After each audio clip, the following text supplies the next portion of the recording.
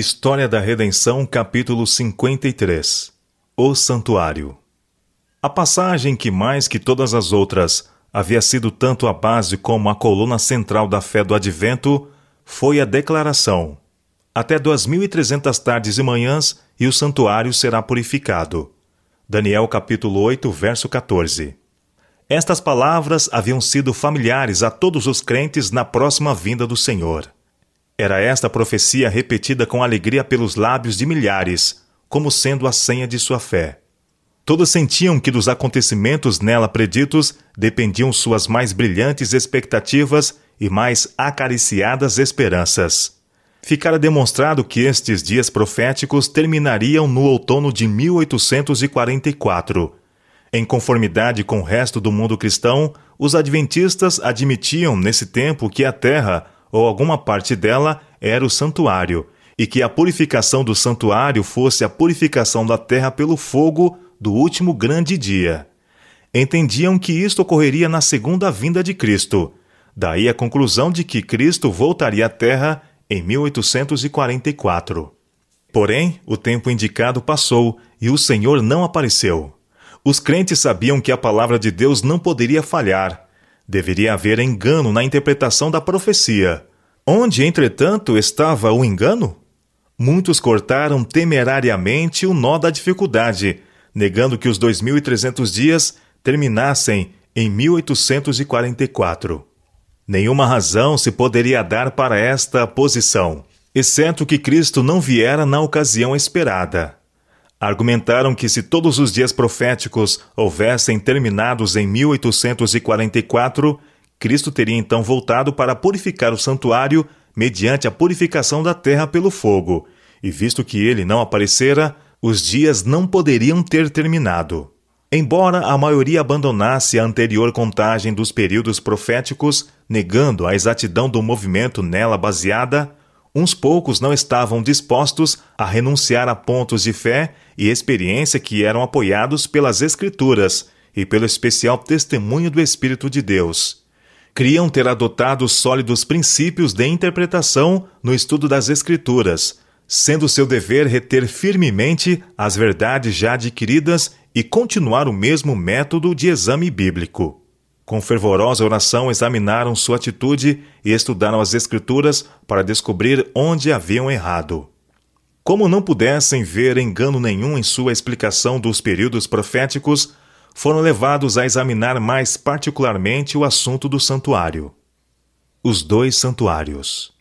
Aprenderam em suas investigações que o santuário terrestre, construído por Moisés, de acordo com o modelo a ele mostrado no monte, por ordem de Deus, era uma figura para o tempo presente, em que se oferecem dons e sacrifícios, que seus dois lugares santos eram figuras das coisas que estão no céu, que Cristo, nosso grande sumo sacerdote, é ministro do santuário e do verdadeiro tabernáculo, que o Senhor erigiu, e não o homem.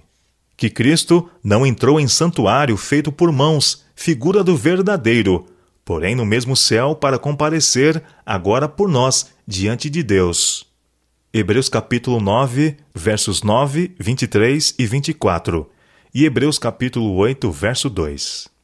O santuário do céu no qual Jesus ministra em nosso favor é o grande original de que o santuário construído por Moisés foi uma cópia. Assim como no santuário terrestre havia dois compartimentos, o Santo e o Santíssimo, existem dois lugares santos no santuário celestial. A arca contendo a lei de Deus, o altar de incenso e outros instrumentos de serviço que se encontravam no santuário de baixo, também tem sua parte correspondente no santuário de cima. Em santa visão, foi permitido ao apóstolo João penetrar no céu, e ele contemplou ali o castiçal e o altar de incenso, e quando abriu-se então o santuário de Deus, contemplou também a arca da aliança. Apocalipse capítulo 4, verso 5, capítulo 8, verso 3 e capítulo 11, verso 19. Os que estavam buscando a verdade encontraram prova indiscutível da existência de um santuário no céu. Moisés fez o santuário terrestre segundo o modelo que lhe foi mostrado. Paulo declara que aquele modelo era o verdadeiro santuário que está no céu, e João testifica de que o viu no céu. Em 1844, com a terminação dos 2.300 dias, não mais existia o santuário terrestre, havia já séculos. Portanto, o santuário celestial era o único que poderia ser trazido à luz nessa declaração. Até 2.300 tardes e manhãs, e o santuário será purificado.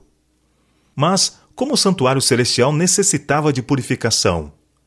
Retornando às Escrituras, os estudantes das profecias aprenderam que a purificação não era uma remoção de impurezas físicas, pois isso devia ser realizado com sangue, e, por conseguinte, devia ser uma purificação do pecado. Assim diz o apóstolo. Era necessário, portanto, que as figuras das coisas que se acham nos céus se purificassem com tais sacrifícios, mas as próprias coisas celestiais com sacrifícios a eles superiores, o precioso sangue de Cristo. Hebreus capítulo 9, verso 23. A fim de obter mais conhecimento da purificação apontada pela profecia, era necessário entender o ministério do santuário celestial.